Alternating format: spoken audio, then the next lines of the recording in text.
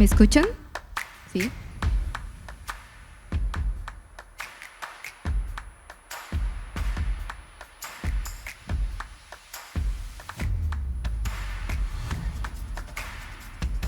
Perfecto. Entonces, bienvenido a todos. Hoy nosotros vamos a hablar de muchas cosas diferentes, pero primero gustaría de pasar un poquito nuestra agenda, ¿sí? Entonces, por la primera hora yo voy a hablar un poquito de lo poder de genómica para enfermedades raras. Después vamos a tener doctora Natalia Hill hablando un poquito sobre la interpretación genética. Después vamos a tener un break de 20 minutos y vamos a empezar 2 hands-on. Entonces, el primero, vamos a tener Dr. Daniel hablando un poquito sobre cómo hace las análisis en su laboratorio. Entonces, vamos a revisar un caso clínico juntos.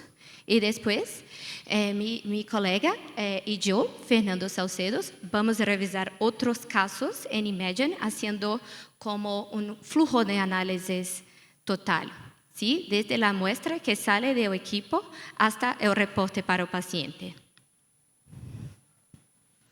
Entonces, ahora yo voy a hablar un poquito de lo poder de genómica para enfermedades raras. Mi disclosure, que yo trabajo en Illumina. Entonces, ¿cuál es nuestra misión en Illumina? Porque nosotros no somos solamente una compañía con paquetes de equipos, tenemos un equipo muy grande de médicos geneticistas, de asuntos médicos como yo, que trabajamos para tener más informaciones de biomarcadores, tener más informaciones genómicas y mejorar toda la tecnología genómica que nosotros tenemos. Y trabajamos muy junto con todos nuestros clientes para hacer que eso funcione bien. Entonces, ¿cuál es nuestra visión? Es que la genética puede estar presente en toda la vida del paciente. Claro que hay indicaciones diferentes para la parte diferentes de la vida del paciente, pero por ejemplo para fetos es extremadamente importante tener un examen genético para estudiar las estructuras, las anormalidades estructurales del paciente.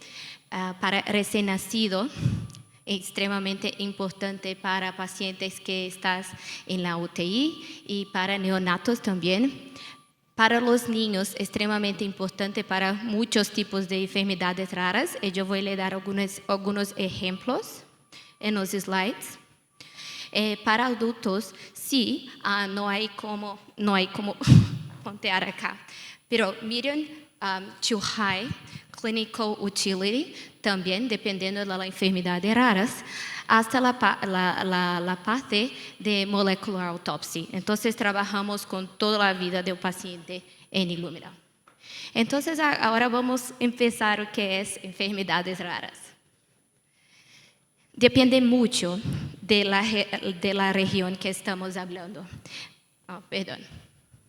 En Estados Unidos tenemos que una enfermedad raras es una enfermedad que está presente en menos que 200,000 americanos. En la Unión Europea es una que está presente en menos de 2,000 pacientes. En Japón, uno a menos que 2,500 pacientes. Entonces, hay una diferencia entre regiones, pero tenemos un consenso general que en enfermedades raras es que está presente en menos que uno de paciente de 1,600 personas en Estados Unidos y una persona a 2,000 personas, menos que una a 2,000 personas en la Unión Europea. Pero lo que nos parece raro cuando juntamos todas no es más raro. Tenemos más de 600,000 enfermedades raras, que comprende 2 a 7% de población. Entonces, es mucha gente afectada por enfermedades que estamos llamando de enfermedades raras. El 80% de esas enfermedades son genéticas. Entonces, separadamente pueden parecer raras, pero juntas son muy comunes.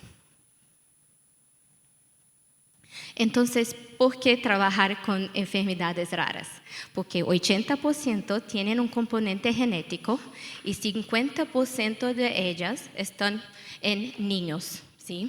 Este acá es un estudio muy interesante desde Estados Unidos que habla sobre la jornada del paciente. Entonces, un paciente con enfermedades raras en los Estados Unidos pasa por un promedio de 8 médicos. Se lleva 5 a 7 años para tener un diagnóstico y tiene 2 a 3 diagnósticos malos en su vida.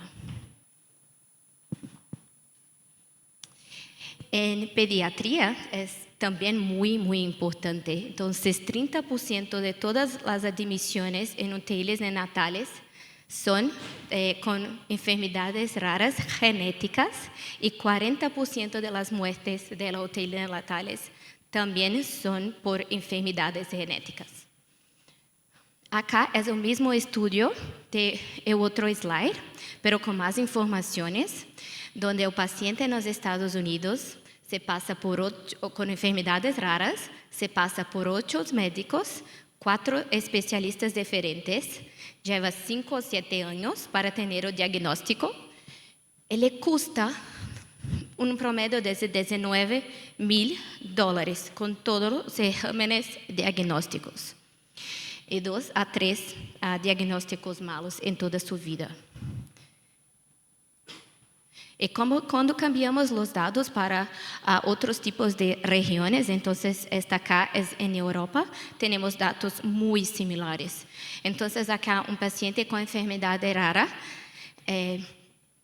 va a 5 a 16 médicos por su vida, lleva un promedio de 6,5 años para el diagnóstico y cuesta como €12,000 por paciente que no tienen un diagnóstico, ¿sí? Y 40% de los pacientes de Europa no tienen un diagnóstico correcto sin un examen genético. Entonces, ¿por qué hacer un examen genético y cuál examen pedir para cada tipo de enfermedad? Acá tenemos informaciones diferentes sobre los tipos de variantes que tenemos en enfermedades raras. Entonces, este gráfico en círculo acá, tienes diferentes tipos de variantes. Cada coloración es un tipo de variante diferente. Entonces, se puede ver que en la parte azul tenemos las variantes pequeñas, que son más comunes. Pero cerca de 40% de los casos tienen otros tipos de variantes más complejas, que solamente van a ser reportadas con testes diagnósticos más amplios, más complejos, ¿sí? Y un 5 a 12% de los pacientes con enfermedades raras tienen más de una variante reportada. Entonces, si tiene un panel pequeño, ha encontrado una variante en 5 a 12% de los pacientes, puede ser que hay más de una variante en este paciente. Aquí tenemos un sumario de los tipos de exámenes genéticos que tenemos. Somos Sanger, Target, NGS, PCR, microarreglos, exomas y genomas, y los tipos de variantes diferentes que tenemos en cada uno de los tipos de teste acá.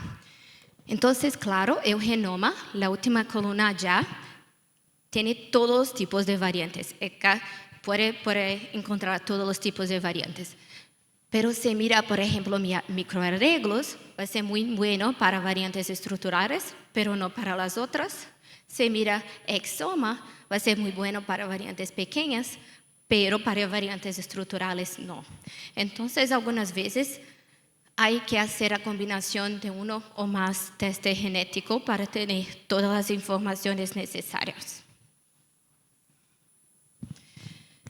Entonces, yo voy a mostrar algunos artículos acá sobre la superioridad del genoma en exoma en comparación con otros exámenes genéticos. Pero estamos seguros que con el genoma hay un aumento de diagnóstico molecular del paciente es más eficiente porque no tiene que pedir un examen y después un otro examen que lleva tiempo. Y con eso ahorramos también tiempo y plata. Y tenemos algunas guías que nos dicen o qué pedir y cuándo.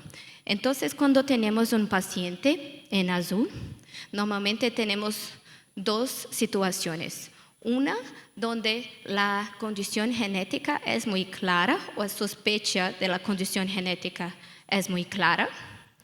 En la otra, acá, donde no es tan clara, no sabemos por dónde empezar, ¿sí? Entonces, la guía nos dice que para condiciones que tenemos una sospecha específica, podemos conducir un examen más sencillo, como un microarreglos o un painel, pero como no sabemos qué es muy importante tener genoma o una combinación de exámenes genéticos que para tener todos los tipos de variantes que estamos buscando. Y tenemos muchos datos para eso. Entonces, este es un artículo también que nos dice sobre el diagnóstico de enfermedades raras con diferentes tipos de exámenes. Entonces, para microarreglos tenemos un diagnóstico de 10%, en exoma 36% y genoma 41%. Entonces, hay un aumento muy grande de diagnóstico, especialmente cuando comparamos microarreglos con genoma. Entonces, ¿cuál es la utilidad? Siempre hablamos sobre la utilidad clínica, que es la utilidad de reportarmos una variante y tener un cambio de manejo clínico para el paciente, que es extremadamente importante también, pero hay otros tipos de utilidades. Hay utilidad personal.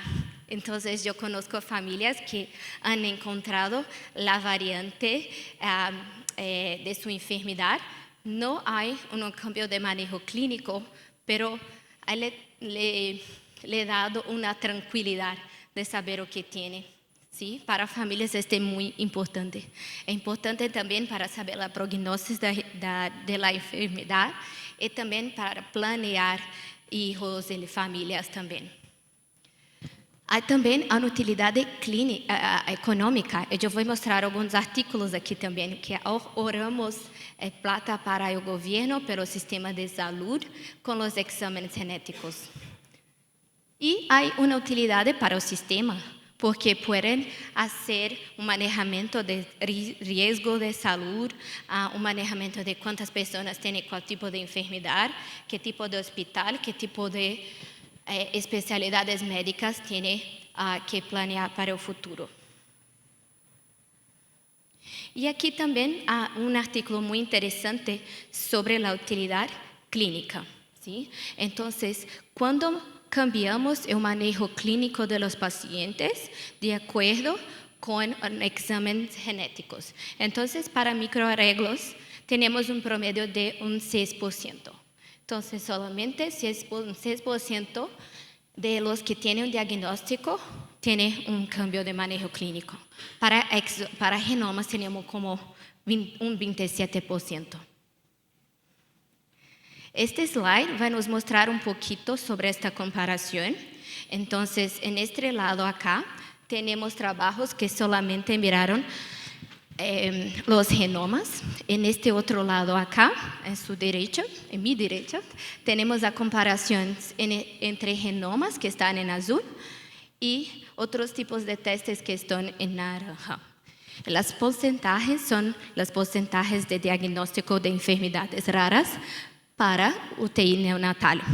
Entonces, lo que tenemos acá que es una variación muy grande de diagnóstico. Entonces, podemos ir de 21% hasta 73%.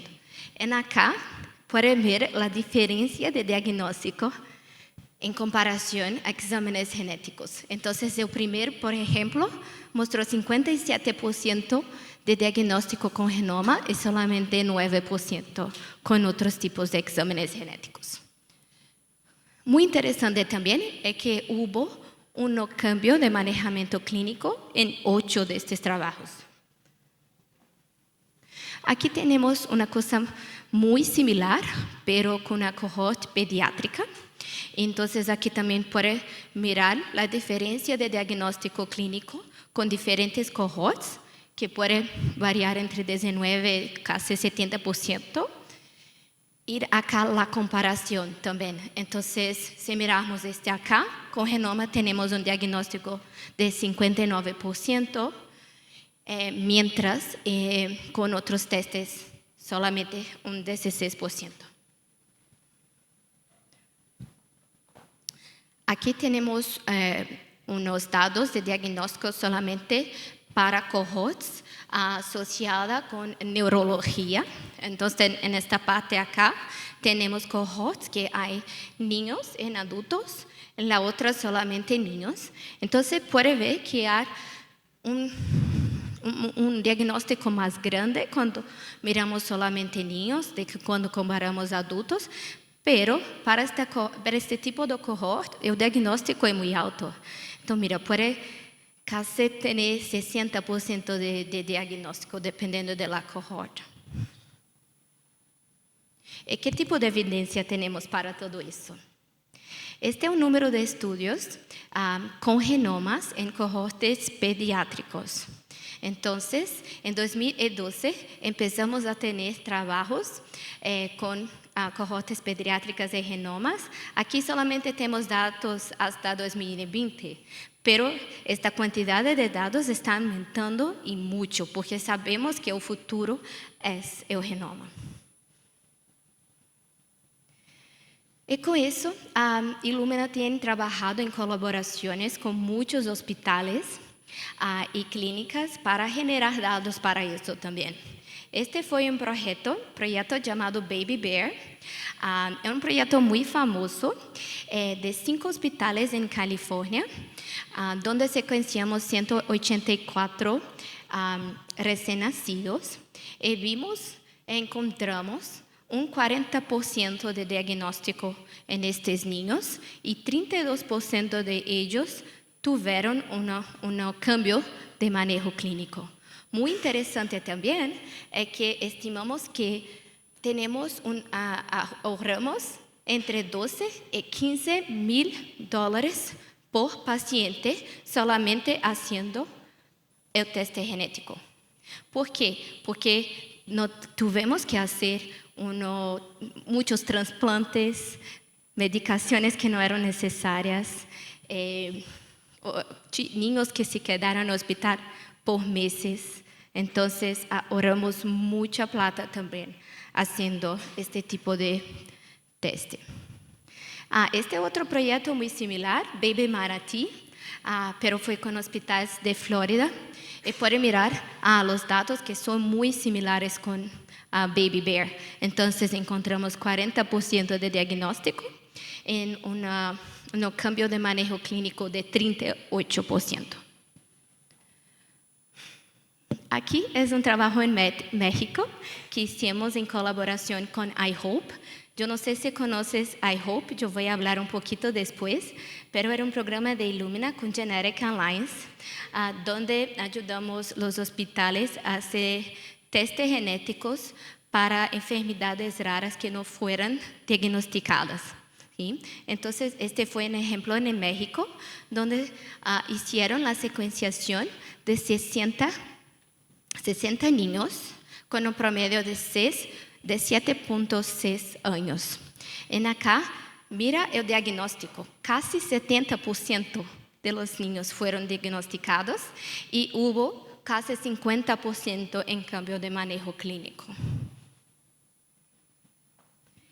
Y siempre me preguntan también, pero ¿qué tipo de manejo clínico tenemos para las enfermedades raras? Tenemos muchos bancos de datos. Me gusta que rxgenes.com. La última vez que lo miré, tenía 673 enfermedades descritas, donde hay muchas tablas, pero esta acá es muy interesante, donde hay el tipo de tratamiento, el número de enfermedad Aquí hay unos ejemplos, pero pueden mirar que el cambio puede cambiar en terapia genética y cambio de dieta. Entonces puede ser muy sencillo o no, pero hay bancos de datos para eso. Ahora vamos a hablar sobre la utilidad económica. Este fue un trabajo de Estados Unidos, donde miraron también, hicieron la secuenciación de 42 niños e encontraron diagnóstico de 43%, pero hicieron un trabajo económico para saber cuánto este teste iría a ahorrar para el sistema de salud. En mira la cantidad de dinero ahorraron en casi $2 millones. Solamente con el teste y con los cambios de manejo clínico.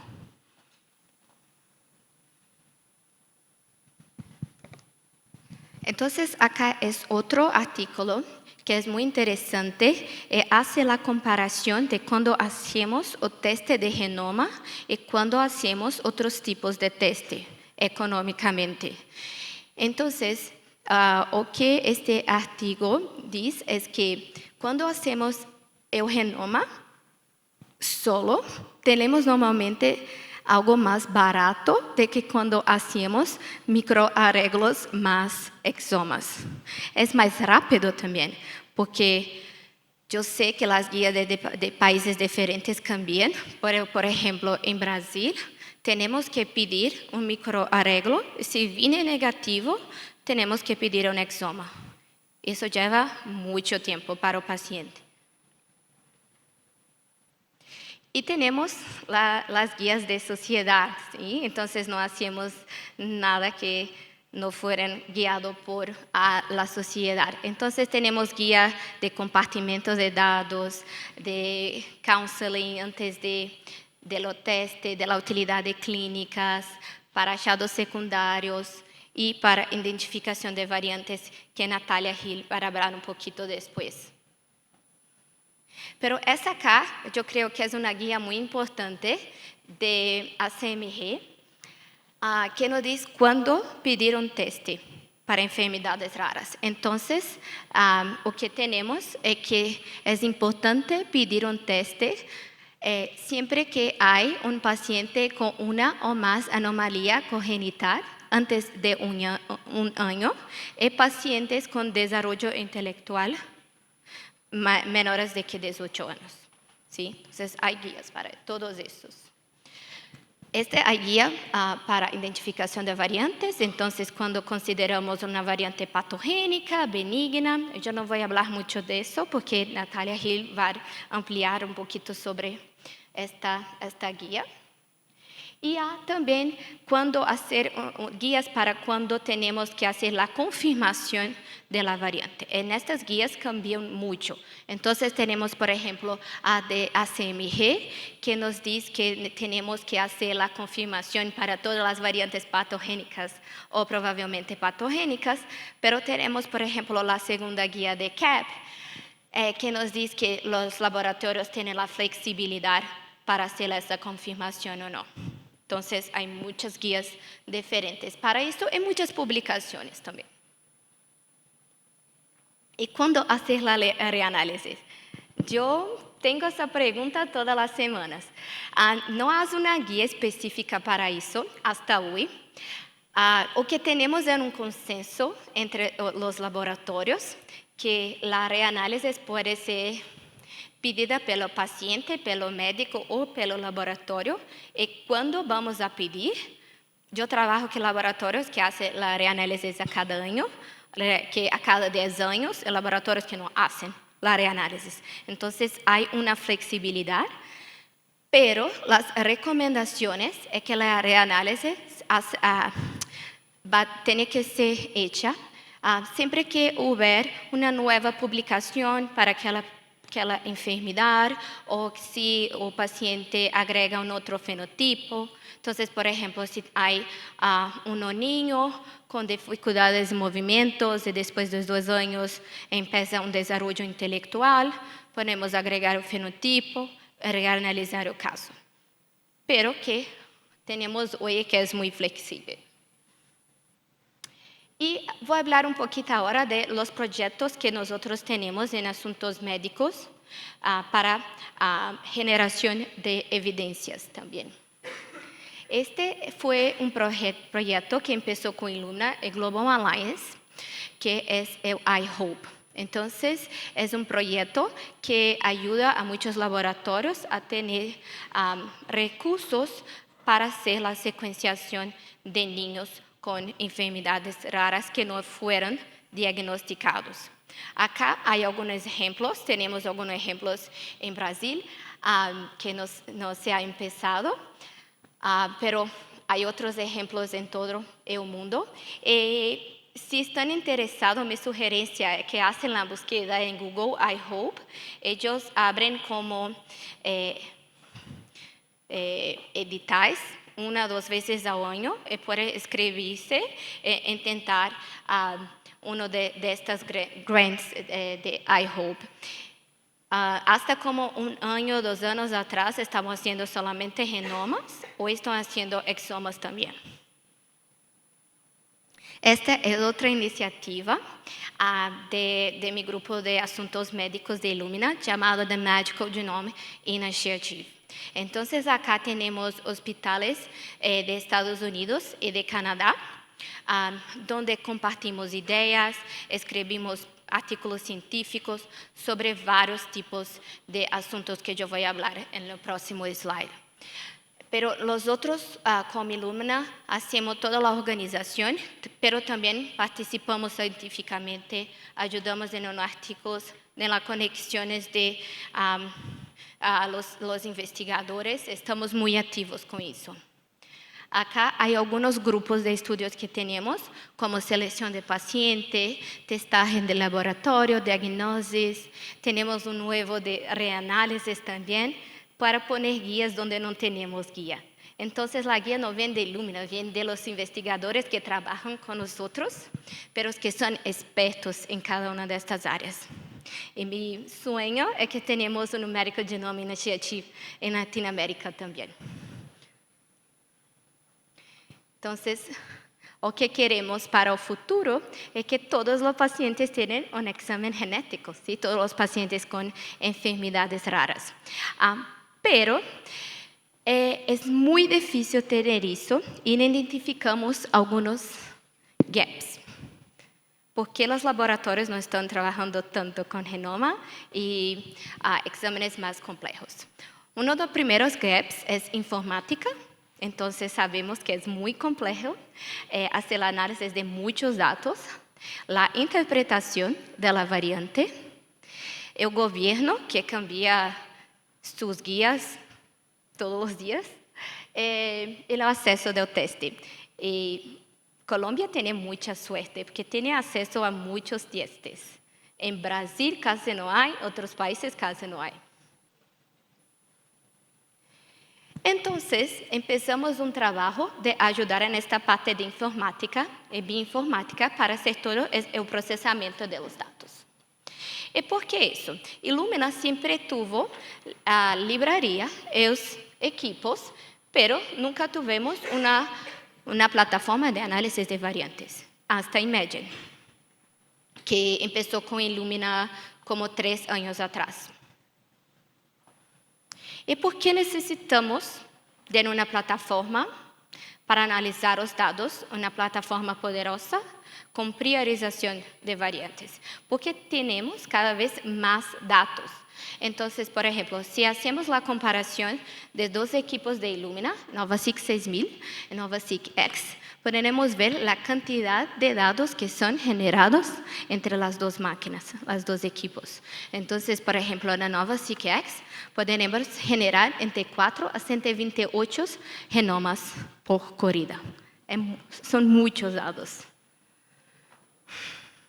Y también tiene toda la complejidad de las variantes germinativas, ¿sí? Entonces, cuando tenemos arriba, tenemos llamada de variantes, tenemos el archivo FASTQ, que es de lineamiento, tenemos que hacer el proceso de ese FASTQ, cambiarlos para BAN en hacer las llamadas de variantes. En acá tenemos un archivo para cada tipo de variante para cada paciente.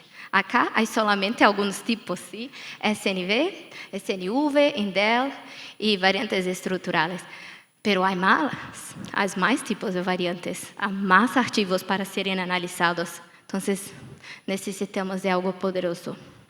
Y también a complejidad de interpretación. Entonces, acá tenemos algunos ejemplos de variantes. Entonces, tenemos en la primera línea el genoma de referencia, entonces A, B, C, D. Y tenemos aquí duplicaciones, entonces B fue duplicado acá, deleciones donde no hay B, más inversiones, entonces C cambió para acá, y translocaciones, que vino una otra secuencia de otro sitio del genoma para acá. Y hay todas las más que nosotros conocemos arriba, como los SNPs, las pequeñas deleciones de duplicaciones. Hay también muchas repeticiones que son muy difíciles de analizar.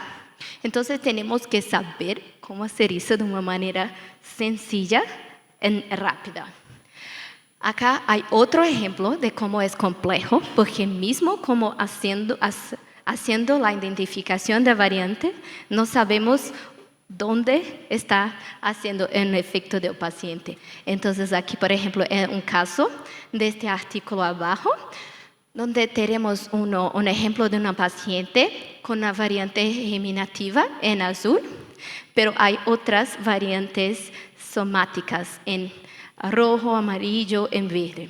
Entonces, lo que tenemos acá es que la variante germinativa está asociada con cáncer de pulmón. Las otras tres son genes de susceptibilidad. Y tenemos 3 casos posibles acá, donde la variante va a tener un impacto importante en el pulmón, pero va a tener un impacto de susceptibilidad de otros cánceres. La variante puede tener solamente un impacto en cáncer del pulmón y nada más. Y la variante puede tener una susceptibilidad en cáncer de pulmón, está asociada con otra enfermedad. Entonces, es muy difícil hacer esa interpretación sin una herramienta poderosa. Entonces, ¿cómo podemos aumentar la eficiencia de análisis con todos estos datos? Aquí tenemos toda automatización. Esta es la primera cosa, porque si tiene muchos datos, es muy difícil hacer eso a mano. Entonces, tiene que hacer una automatización. Desde los Clarity Links, que por ejemplo tiene los datos de los pacientes, hasta el equipo, Dragon, que es nuestro llamador de variantes, entonces análisis secundarias, y los software de análisis. ¿Sí? Entonces, Illuminas trabaja con Imagine, que es para germinativo, y ICA, que es para somático. Yo voy a hablar un poquito de ellos. Ese fue un ejemplo real que se pasó con uno de mis clientes desde Estados Unidos, y cómo lo ayudamos con la plataforma y nuestra ayuda científica, porque también tenemos eso. Aquí ellos tenían este bebé con todos esos fenotipos. Yo no voy a leer los nombres, pero los médicos no tenían diagnóstico y el bebé estaba muy malo en la UTI neonatal. Entonces pusieron fue un exoma en la plataforma de Imagine, y el algoritmo de inteligencia artificial ha encontrado una variante asociada a lymphatic malformation. Esta enfermedad es una enfermedad recesiva, entonces necesitamos de 2 variantes para reportarla. O que hicimos fue cambiar para o que chamamos de network. Eu vou mostrar um pouquinho mais adelante, que é um compartimento de informações entre vários laboratórios. Neste network encontramos una deleción que no había sido descrita en la literatura, pero había como 86% de overlap con otra deleción de la paciente. En el otro laboratorio había reportado esta lesión como asociada con lymphatic malformation. Entonces, un caso que debía ser muy difícil de reportar, ellos reportaron en menos de 10 minutos. Entonces, ¿por qué necesitamos el algoritmo de inteligencia artificial en la genómica? Porque tenemos más casos casos más complejos, como genomas y exomas. Y no tenemos todas las personas para analizar los casos. Nosotros sabemos de eso. Hay también la eficiencia, una pérdida de eficiencia porque cuando hacen manual no tienen un flujo de análisis único. ¿Por qué? Porque si cada analista hace su análisis de una manera diferente, parece que van a llegar a resultados diferentes. ¿Sí? Entonces es importantísimo tener un flujo de análisis único y trabajamos con usted para construirlo. Entonces hay una pérdida de consistencia. Y otra cosa importante es que tenemos artículos siendo publicados todos los días. Es casi imposible leerlos, nosotros sabemos. Entonces necesitamos de un sistema que va a leerlos para nosotros y ponerlos en la banco de datos. Hacemos eso. Entonces todo eso nos trae mucho costo y tiempo para cada uno de los casos. Entonces, ¿qué tenemos en el algoritmo de inteligencia artificial de Illumina? Entonces, imagínate que tenemos todas estas variantes en círculos. Y las variantes naranjas son las variantes más importantes para los casos. Pero si no sabemos de eso, tenemos que mirar cada una de esas variantes, las negras y las naranjas. ¿Cierto? O que el algoritmo de inteligencia artificial hace es poner estas variantes naranjas en una lista. Entonces, hay que revisar solamente las variantes naranjas. Si no la variante importante no la encuentra en esta lista, después puede volver. Pero tenemos este algoritmo validado por muchos laboratorios y han reportado que para casos positivos, las variantes reportadas están en esta lista entre 92 y 98% de los casos. ¿Sí? En acá esta lista vamos a tener CNVs, SNVs, todos los tipos de variantes. ¿Sí? Tenemos también el laboratorio Greenwood en los Estados Unidos, que también ha reportado una reducción de 50 a 75% en el análisis de los casos utilizando este sistema. Entonces, ¿qué queremos hacer acá con esta plataforma? La primera cosa que queremos hacer es cambiar este reto de cómo analizamos las variantes. Porque yo he visto muchos tipos de algoritmos artificiales que son como una caja negra. No sabemos lo que está haciendo adentro.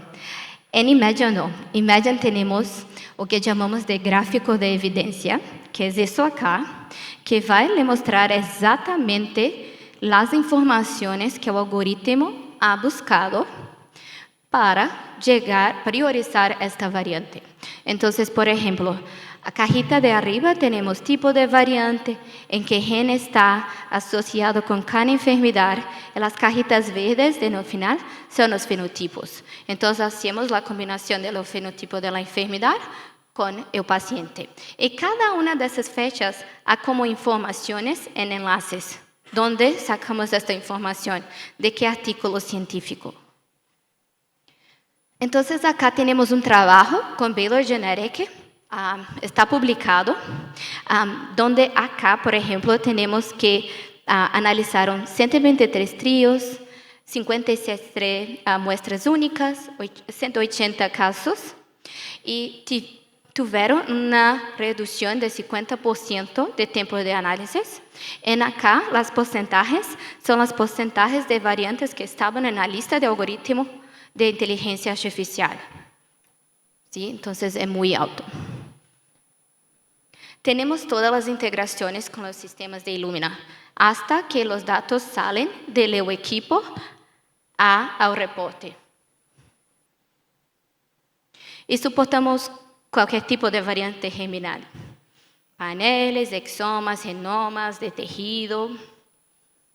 Estamos también trabajando con Imagine, estar en el mercado hasta hace 2018. Me gusta mucho este slide porque yo vengo también de un background académico. Entonces, yo me preocupo mucho con las publicaciones, o que tenemos de nuevo. En acá, Imagine se preocupa mucho con eso también. Hacemos el update de banco de datos a cada 4 semanas.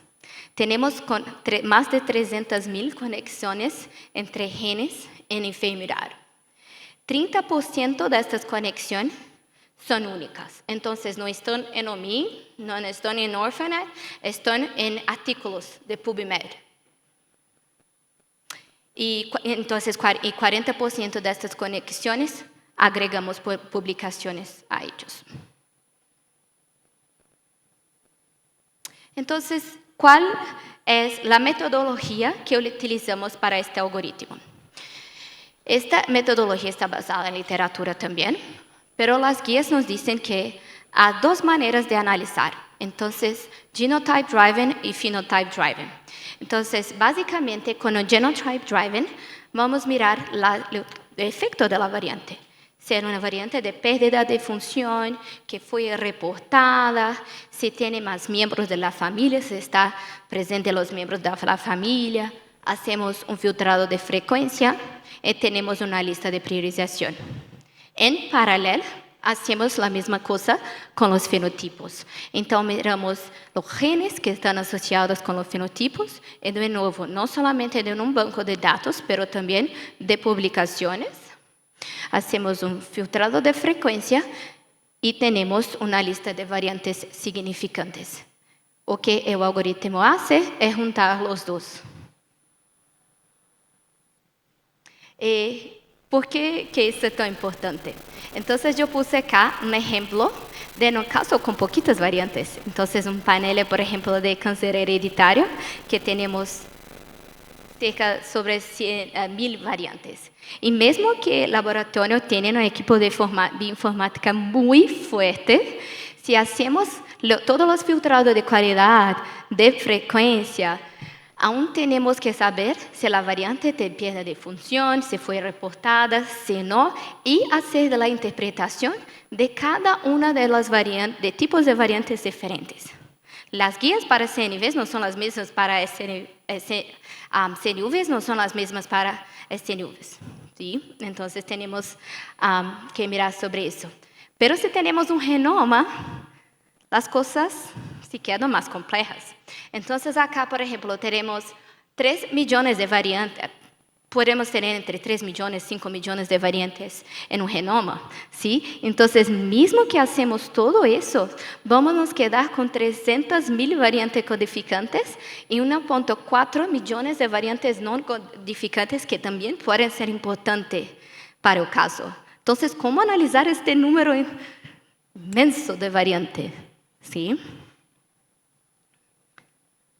Y tenemos lo que yo llamo de scary word of variants of uncertain significance, que nunca sabemos lo que hacemos con ellas.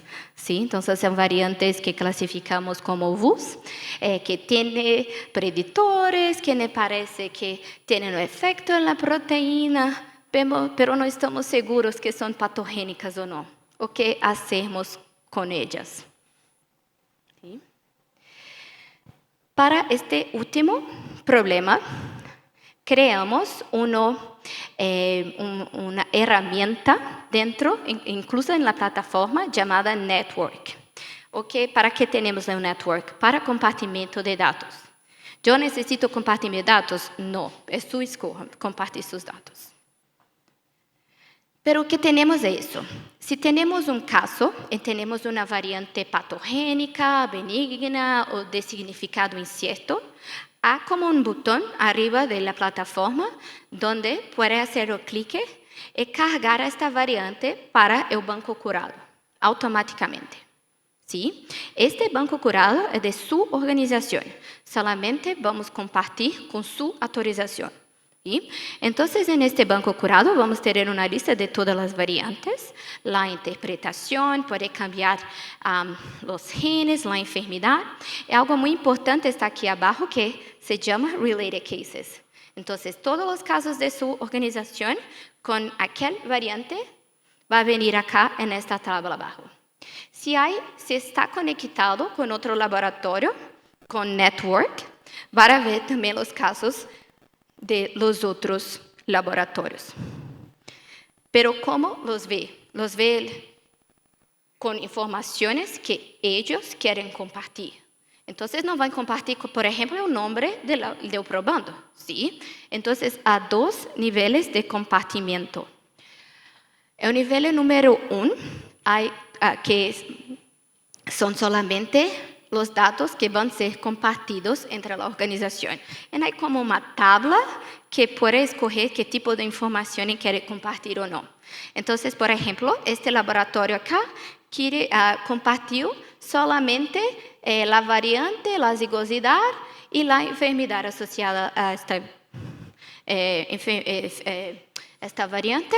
Eso, nada más, no quisieron compartir más nada. ¿Sí? Acá es como nivel número 2. Entonces va a ver todas esas informaciones para sus casos y puede escoger cuál de esas informaciones quiere compartir. Entonces, por ejemplo, acá hay como la interpretación de variante, hay como tipo de caso que no exoma, la edad, si es un nombre. Yo estoy viendo muy bien acá.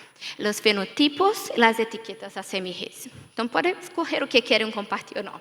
¿Y por qué es importante? Como el caso que yo le he dicho, que el Hospital de Estados Unidos solamente encontró una variante compuesta por causa de eso, porque están compartiendo datos. ¿Sí? Entonces, lo que estamos buscando acá es que las instituciones de Latinoamérica también compartan los datos. Tenemos network en Estados Unidos, en Canadá, en Europa, pero no tenemos acá un de Latinoamérica. Y son datos públicos presentados en muchas conferencias, por ejemplo, un network de Canadá. Empezó con SickKids, donde trabajé. Empezaron a compartir datos con otros hospitales. Ya hay un banco de datos gigante que comparten entre los hospitales. Y nos ayuda mucho para que la análisis se quede más eficiente. Entonces, con eso, esperamos que vamos a disminuir el tiempo de análisis, aumentar la precisión, crear un banco de datos internacional y para que los testes se amplíen en la región. Aquí solo puse rápidamente, que yo voy a hablar muy rápidamente, que también tenemos las opciones para las variantes somáticas, que es muy similar de Median, ¿sí? Pero no tiene el algoritmo de inteligencia artificial hoy, pero trabajamos con exomas, genomas, CGP, paineles, cosas diferentes. Si tiene más intereses, nos digan.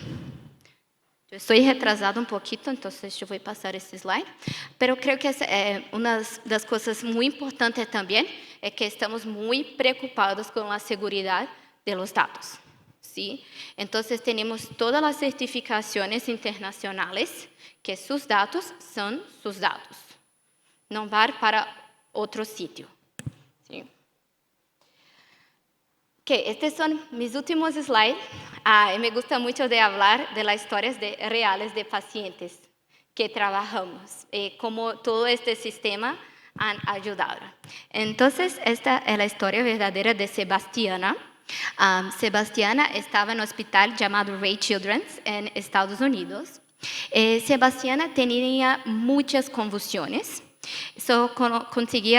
Tenía hambre, pero no conseguía comer, solamente con tubos. Hacerla respirar también solamente con tubos. Los médicos intentaron todos los tipos de diagnóstico y nada funcionaba. Hasta que hicimos un genoma, encontraron una variante de nuevo, KCNQ2, que está asociada con la síndrome de Ohtahara. Entonces, ellos cambiaron la medicación inmediatamente y Sebastiana fue enviada a su casa y está bien hasta hoy.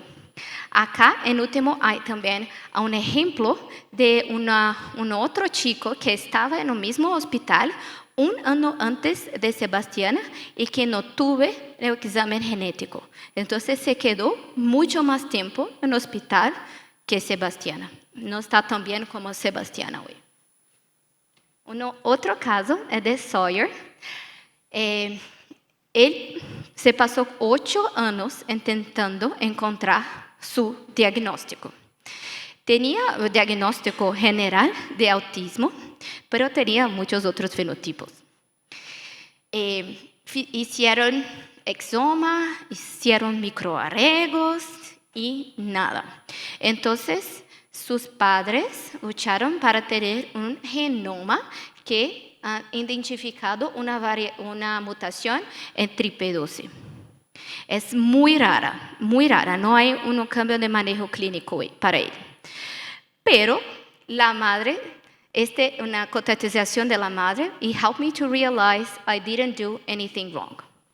Nos parece tonto, pero no es. Mismo que no hay un cambio de manejo clínico para una familia, para el paciente puede ser un cambio de calidad de vida.